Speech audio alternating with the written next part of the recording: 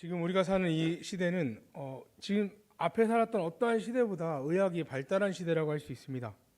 이것은 이제 뭐 질병에 대해서 이전에 이제 옛날에는 어떤 걸 치료한다라는 생각보다 조상을 잘 모시지 못해서 혹은 뭐 우환이 겹쳐서 이러한 이유로 이제 질병이 찾아오고 뭐 굿을 통해서 뭐 우상들에게 돈을 바쳐 정성을 통해서 해결하려는 방법을 사용했습니다. 아직도 오지에 가면요, 그 주술사들이 의료를 합니다.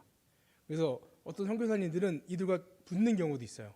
하나님께 기도해서 낫느냐, 주술사에게 찾아가서 낫느냐, 이거를 결정해야 되는 그런 순간에 놓여 있는 사람들이 아직도 있습니다.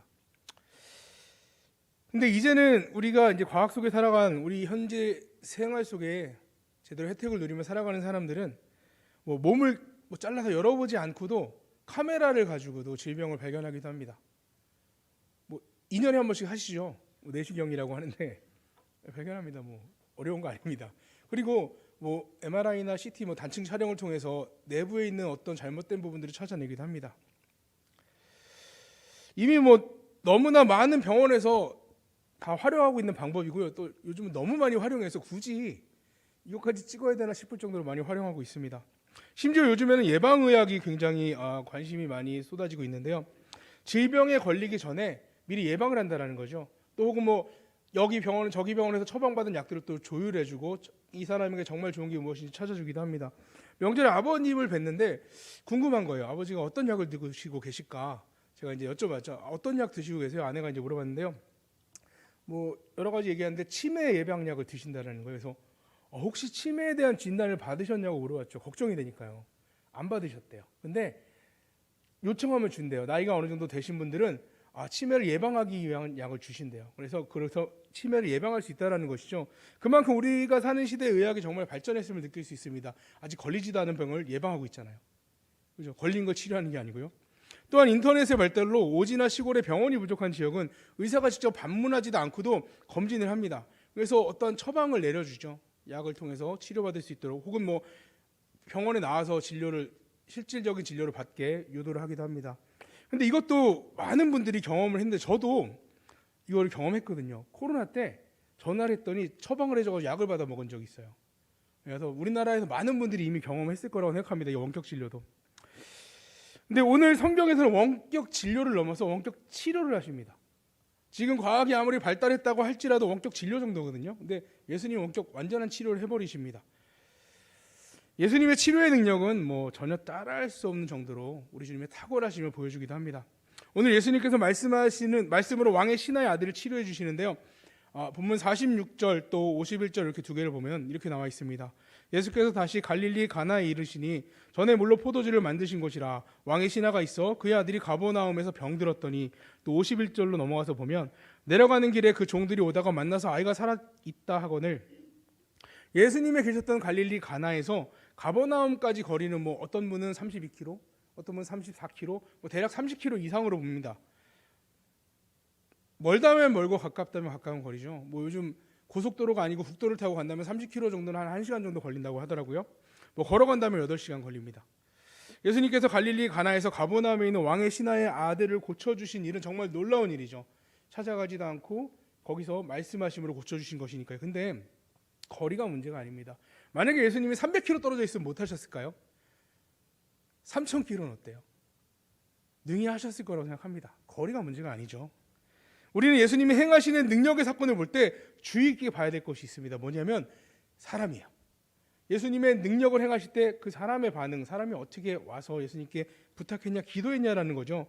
예수님 오늘 본문 바로 이전에 사마리아 수가라는 지역을 지나가십니다. 거기서 사마리아 여인과 만나를 대화하시는 장면이 나오는데요. 예수님이 뭐 길을 가시다 뭐 더워서든지 뭐 길이 고돼서든지 피곤하셔서 우물 곁에 앉아 계시는 것이 나오십니다. 근데 그때 시간은 낮 12시였는데요. 마침 우물을 길러 나오는 여인, 사마리아 여인에게 물을 달라고 하십니다. 하지만 그 여인이 딱 보기에도 예수님이 유대인처럼 보였던 것 같아요. 딱 보기에도. 아마 우리가 보기에는 유대인이나 사마리아인이나 별 차이가 없는 것 같은데 딱 차이가 났던 것 같아요. 그래서 물어봅니다. 아니, 유대인이 가장 싫어하는 게 사마리아인인데 거기다가 여자잖아요. 물을 달라고 말하는 게 너무 이상했던 거죠. 그래서 여자가 이렇게 물어보죠. 그렇게 시작된 대화는요, 영원히 목마르지 않는 생수가 주님이심을 알려주시고요, 또 예배를 드리는 장소에 대한 궁금증을 다가오는 그 여인에게 아버지 하나님께 진정으로 드리는 예배가 무엇인지를 알려주죠. 장소를 뛰어넘는 진정으로 드리는 예배가 무엇인지를 알려주십니다. 결국 예수님의 이 놀라운 복음 전파로 사마리아 여인이 깜짝 놀라고 마을 사람들을 부르러 가요. 이거 나만 들어서 될 것이 아니라 같이 들어야겠다는 귀한 말씀으로 여긴 거죠. 그리고 그 마을 사람들, 그 말씀을 들어 나온 모든 이들이 구원을 받는 놀라운 일이 일어납니다. 요한복음 4장 39절 42절에 보면 여자의 말이 내가 행한 모든 것을 그가 내게 말하였다 증언하므로 그 동네 중에 많은 사마리아인이 예수를 믿는지라. 또 42절에 보면 이렇게 나옵니다. 그 여자에게 말하되 이제 우리가 믿는 것은 내 말로 인함이 아니니 이는 우리가 친히 듣고 그가 참으로 세상 구주인 줄 알미라 하였더라. 진정한 기적은 질병이 낫는 게 아닙니다. 죽을 사람이 살아난 게 진정한 기적이 아니고요. 진정한 기적은 죄로 죽었던 자가 구원받는 거예요. 영원한 죽음으로 죽었던 자가 복음을 듣고 구원받는 거, 이것이 진정한 기적입니다. 왜냐하면요, 육신의 죄 치료받으면 사람의 생명이 끝나면 의미가 없습니다. 네. 저 무덤에 이분이 암을 앓다가 치료받고 죽으신 분이라고 써 있는 거 없잖아요. 언제 죽었다고만 써 있죠. 근데 중요한 건요, 구원을 받았느냐 받지 않았느냐가 더 중요한 거라는 것입니다. 유대인도 아닌 사마리아인들이 예수님을 만나 구원을 받은 사건, 정말로 기적이 일어난 겁니다. 우리 말의 능력이 아니라 이 복음이 구원했다고 말하고 있잖아요. 야, 네가 말한 거, 그 여자가 말한 거 너의 말 때문에 우리가 믿는 게 아니라 친히 듣고 복음을 듣고 그가 진짜인지 깨닫고 우리가 구원을 받았다라고 말하고 있습니다. 우리 성도님들 가정에도 이러한 일이 일어나길 축복합니다. 이와 같이 예수님의 사역이 사마리아에서 놀라운 결실을 맺고 난 다음에 예수님께서 지금 오늘 이 본문에 나오는 고향이라고 말할 수 있는 유대 땅으로 돌아오십니다. 43절 44절에 보면 이렇게 기록되어 있습니다. 이틀이 지남에 예수께서 거기를 떠나 갈릴리로 가시며 친히 증언하시기를 선지자가 고향에서는 높임을 받지 못한다 하시고, 이전에 나사렛을 방문하셨을 때 이런 일이 있었죠. 선지자가 고향에서 높임을 받지 못하느니. 근데 오늘 또 이 얘기를 하십니다. 예수님께서는 사마리아인들이 복음 듣고 많은 이들이 예수님의 그 말씀을 듣고 참 구주이심을 고백하고 믿고 구원받는 모습을 보셨습니다.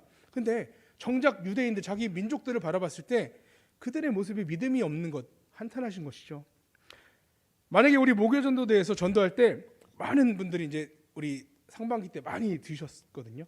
이제 하반기 때 많은 분들이 음식을 드시고 복음을 듣고 구원을 받는 놀라운 일이 일어났다.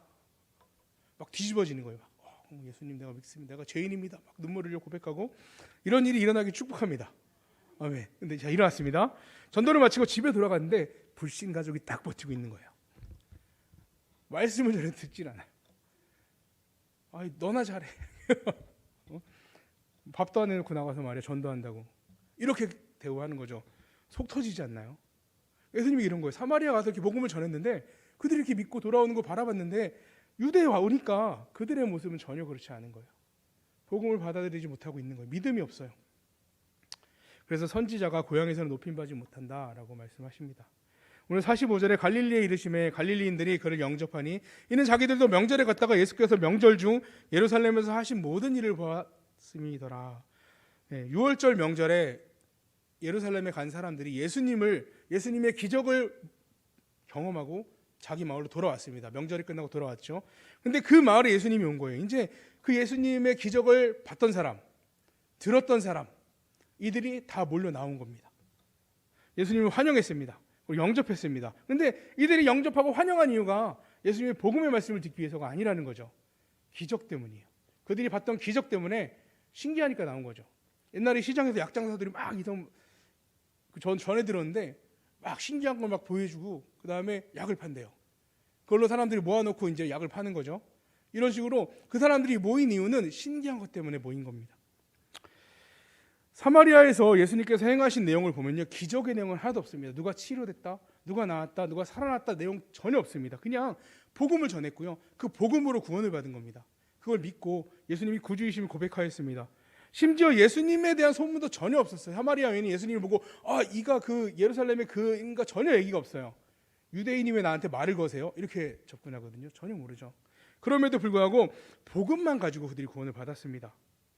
그들이 예수님을 세상의 참 구주다라고 고백했던 것은 예수님의 입술로 통해 전해진 복음 때문입니다.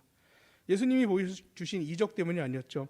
그런데 갈릴리에 많이 모여있는 사람, 예수님을 환대했던 사람, 환영했던 사람들, 이 사람들은 복음 때문이 아니에요. 마치 거품과 같이 예수님의 기적을 보고 바라보고 나왔습니다. 아마 이들 중에 예수님을 십자가에 못 박아라 외친 사람이 있지 않았을까요? 예수님 막 따라 모여있고 뭐 예수님 본다고 나왔던 사람 중에 이러한 주님의 소문을 듣고 아들의 병을 고치고자 하는 왕의 신하도 한 명 있었습니다. 46절 47절에 보면 예수께서 다시 갈릴리 가나에 이르시니 전에 물로 포도주로 만드신 곳이라 왕의 신하가 있어 그의 아들이 가버나움에서 병들었더니 그가 예수께서 유대로부터 갈릴리로 오셨다는 것을 듣고 가서 청하되 내려오셔서 내 아들의 병을 고쳐 주소서 하니 그가 거의 죽게 되었습니다. 굉장히 어린아이로 이 아이라는 단어가 굉장히 어린아이를 표현하는 단어라고 합니다. 그러니까 굉장히 어린아기 뭐 돌을 지난지 얼마 지난지 모르겠지만 굉장히 어린아이가 있는데 아들이 있는데 그 아이가 이제 죽게 됐어요. 죽을 병, 어느 누구도 고칠 수 없는 병에 걸려 있습니다. 그래서 혹시나 하고 온 거예요. 그리고 예수님을 만났습니다. 이에 대해서 어떤 분은 설교하실 때 이렇게 하시더라고요. 왕의 신하면 귀족으로 높은 지위가 갖고 있는 사람인데 자신의 절박함 때문에 신분도 내려놓고 겸손하게 나사렛 목수역에 나와서 왕의 신하, 그러니까 공무원, 귀족이 나사렛 목수역에 나와 간절하게 겸손하게 간구하는 겸손을 배워야 한다. 그러니까 우리도 기도할 때 자존심 버리고 구해야 한다. 체면을 버리고 구할 때 응답을 받을 수 있다. 라고 이렇게 말씀하시기도 하는데 저는 물론 그것도 이거에 맞는지 모르겠지만 물론 우리가 겸손하게 하나님께 구해야 합니다. 우리가 나의 교만함을 드러내고 구할 수는 없죠. 근데 더 중요한 거는 그 다음에 예수님이 하신 말씀입니다. 48절에 보면 우리 한번 함께 읽어보겠습니다. 48절 시작. 예수께서 이르시되 너희는 표적과 기사를 보지 못하면 도무지 믿지 아니하리라. 예수님 살려주세요. 우리 아들이 죽게 됐어요. 고쳐주세요. 했는데 이 말씀을 하신 거예요. 꾸중하는 말씀이죠. 야 너희는 표적과 기사를 보지 않으면 도무지 믿지 않는 사람들이야 라고 말씀하고 계십니다. 왕의 신하뿐만이 아니고요. 그 자리에 예수님을 맞이하고 환영했던 모든 사람에게 얘기하시는 겁니다. 안타까운 마음에 하시는 말씀이죠. 너희는 도무지 믿음이 없구나. 그냥 단지 표적 때문에 나왔구나 라고 말씀하시는 것입니다. 여러분 이게 올바른 비유일지 모르겠지만 큰 교회에 가면요 정말 좋은 프로그램들이 많거든요. 그래서 어떤 데는 영어를 가르쳐준 교회에 갔더니 영어를 가르쳐준대요. 어떤 데는 여러 체험 프로그램을 경험할 수 있고 유명한 목사님이 설교를 하시는 교회도 있고요. 또 이런 교회 다니면요 어깨도 으쓱하면서 말해요. 내가 다니는 교회가 제가 신대원에 있을 때 우리 동기 중에 한 친구가 되게 큰 이름 말씀드릴 수 없지만 우리 교단이 되게 큰 교회 사역하고 있었거든요. 근데 그 친구가 뭔가 주장할 때 꼭 이렇게 말해요. 내가 어느 교회에서 사역하는지 아시죠? 이렇게 말해요. 저 몰랐거든요. 말을 해줘야 알지 맨날 그렇게 말하는데 나중에 듣고 보니까 큰 교회에 사역하더라고요. 지금은 다른 데 하는 것 같은데요. 어쨌든 으쓱하게 되는 어떤 요인으로 쓰더라고요. 또 겨울엔 따뜻하고요. 여름엔 시원합니다. 좌석도 너무 편하죠. 그리고 제일 중요한 건요. 숨어 있으면 아무도 몰라요. 봉사 안 해도 돼요. 우리 막 기도 계속 돌아오잖아요. 요리 막 계속 해야 되잖아요. 근데 하나도 안 해도 돼요. 그리고 더 중요한 거 한두 주 빠져도 아무도 뭐라고 안 해요. 부담도 없어요. 나는 작은 교회 다녀도 우리 자녀는 이런 데 보내야 된다는 생각 갖고 계시는 분도 계세요. 특히 제가 성남에 와서 많이 들었던 것 같아요. 이런 얘기들요. 저도 목회자만 아니면 우리 애들을 근데요 여러분 우리가 교회 다니는 이유가 뭘까요? 자녀들을 교회에 보내시는 이유가 뭔가요? 혹시 교회를 학원으로 생각하시나요? 아니면 교회가 휴양지인가요? 아니면 유명세 때문에 다니시나요? 아니면 집이 너무 불편해서 교회 편안하게 쉼을 누리려고 오시나요? 우리는 교회의 시설이나 유명세 혹은 좋은 프로그램 때문에 다니는 것이 아닙니다. 세상에서는 다 그런 걸 따지죠. 이 기간이 얼마나 좋은지 편안한지 많은 걸 줄 수 있는지 따집니다. 근데 물론 제가 이렇게 말하는 게 대형 교회 가는 거 나쁩니다라고 말하는 거 절대 아닙니다. 그게 아니고요. 교회에 다니는 목적이 잘못됐다는 걸 말씀드리는 거죠. 수많은 사람들이 주님을 따라다녔습니다. 그런데 주님을 따라다닌 목적이 잘못된 거예요. 기적과 이사로 따라다닌 거예요. 그러니까 예수님이 그들 보고 한탄할 수밖에 없어요. 사마리아인들 봤더니 그들은 말씀 듣고 구원받는데 이들은 수많은 기적을 바라보고도 구원받지 못하고 믿음이 없이 그냥 줄줄줄 따라다니고 있는 모습들 보니까 너무 안타까운 거죠. 만약에 그게 중요했다면 주님은 중점적으로 사역을 치유 사역에 올인하셨을 겁니다. 그게 정말 중요한 거라면 그거를 보고라도 따라온 많은 사람들이 있다는 걸 열매로 본다면 그렇게 하셨겠죠. 근데 그렇지 않으셨어요. 예수님은 치유 사역을 하다 갑자기 말씀을 전하세요. 또 어떨 때는 갑자기 모든 사람을 물리치고 기도의 자리로 나가십니다. 아마 치유받으러 온 사람이 그 말씀의 자리에 기다리고 있다면 이렇게 생각하지 않았을까요? 대충 끝내고 빨리 치료나 해주지, 이렇게 연설이 길어, 이러지 않았을까요? 말씀은 전혀 상관없는 거니까. 이렇게 오늘 주님께서 기적을 쫓아 모인 무리들을 보고 한탄하고 훈계하셨습니다. 우리는 정말 중요한 것인지 그걸 뭔지를 알아야 합니다. 자녀가 교회에서 어떤 프로그램을 하는지, 어떤 교회가 더 좋은 프로그램을 제공하는지를 비교해 보는 것이 아니고요, 얘가 믿음이 있는지를 봐야 돼요. 교회 비교하지 말고 얘가 예수님을 정말 믿는지, 예수님을 정말 나의 구주로 고백하는지, 이걸 더 중요하게 여겨야 하는 것입니다. 괜히 쓸데없는 것들을 중요하게 여겨서 따라다녀서는 안 된다는 것이죠. 교회 또한 내가 쓰임받을 수 있는 교회로 나가야 합니다. 교회는 공연장이 아니고요, 교회는 문화센터가 아닙니다. 교회는 생명을 살리는 곳이고요, 교회는 하나님을 만나는 장소입니다. 오히려 봉사하는 자리, 오히려 섬김의 자리에 나아가는 우리 성도님들 되시기 축복합니다. 우리 49절 50절에 보면 신하가 이르되 주여 내 아이가 죽기 전에 내려오소서. 예수께서 이르시되 가라, 내 아들이 살아있다 하시니 그 사람이 예수께서 하신 말씀을 믿고 가더니, 이전에 표적과 기사만 쫓았던 그 마음이 이제 돌이켜졌습니다. 왕의 신하의 마음에 이제 믿음이 생겼어요. 그리고 예수님의 말씀이 내 아들이 살아있다라는 말씀을 믿고 이제 죽어가는 아들을 향해 발길을 돌립니다. 만약 주님의 말씀에 믿음이 없었다면 돌리지 못했을 거예요. 더 그래도 좀 가보셔야 되는 거 아니에요? 또 어떻게 손이라도 얹어주셔야 되는 거 아니에요? 기도해 주셔야 되는 거 아니에요? 이렇게 했겠죠. 근데 믿고 돌이켜 갔습니다. 그리고 가버나움으로 가는 중에 자신의 집에 일하는 종을 만납니다. 그리고 그 이야기를 듣습니다.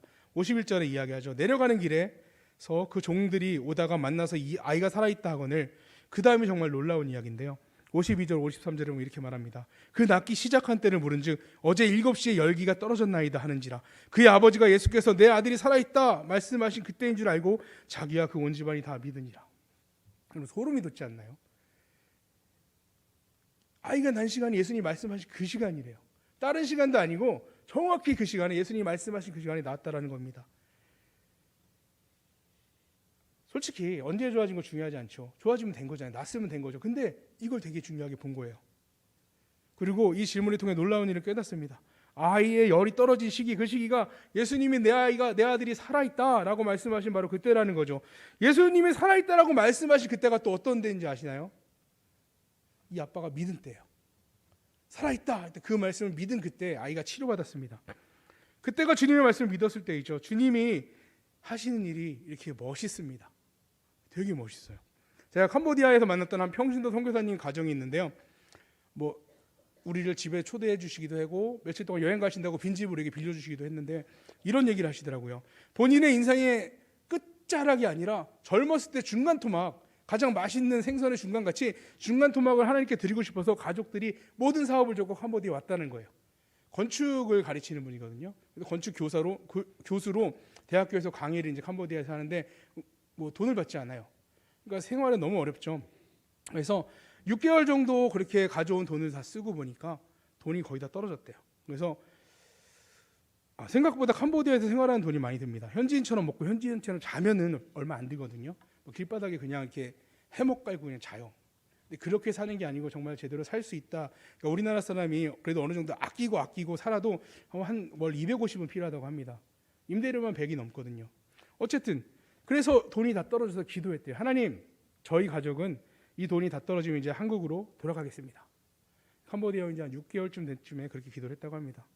그래서 이제 돈이 다 떨어져 이번 주면 가겠구나 하고 생각하고 있는데 어디서 돈이 들어온 거예요. 임대료가 해결됐어요. 너무 놀라운 일이죠. 네.